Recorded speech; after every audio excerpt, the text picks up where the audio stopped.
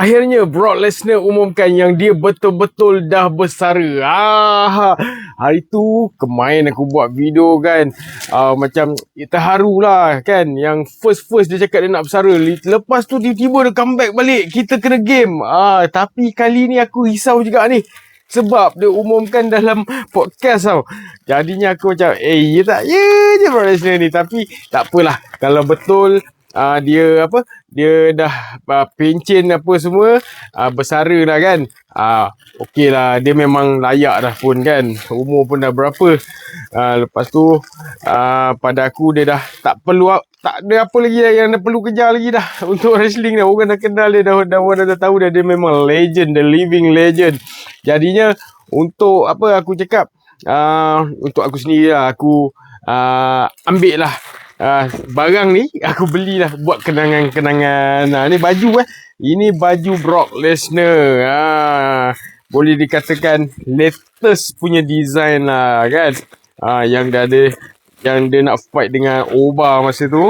Okey, tu. Sedapnya bau. Sedapnya bau. So inilah design dia. Okey. Talk shit, get hit. Alright, ni belakang dia. Lesnar. Lawa kan? Okay, untuk baju ni, korang jangan risau kalau korang nak beli, korang boleh beli dekat aku punya shop now ni. Kan? Kalau korang size 3XL, korang order je size 3XL. Kalau korang size M, korang order je size M. Ni talk shit, get hit, Lesnar. Okay, jom. Aku nak try pakai. Ngam ke? Tak ngam.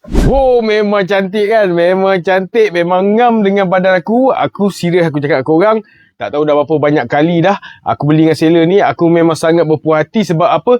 Jahitan dia cantik, kain dia sedap. Memang korang takkan menyesal. Ni seller daripada Malaysia, aku beritahu awal-awal kain dia sedap, korang mesti puas hati. Harga murah pula tu. Okay, kita tengok belakang. Lesnar.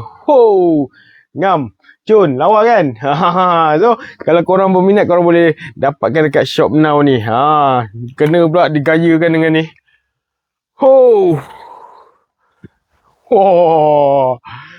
Saya Brock Toy. Jangan lupa like, follow and share.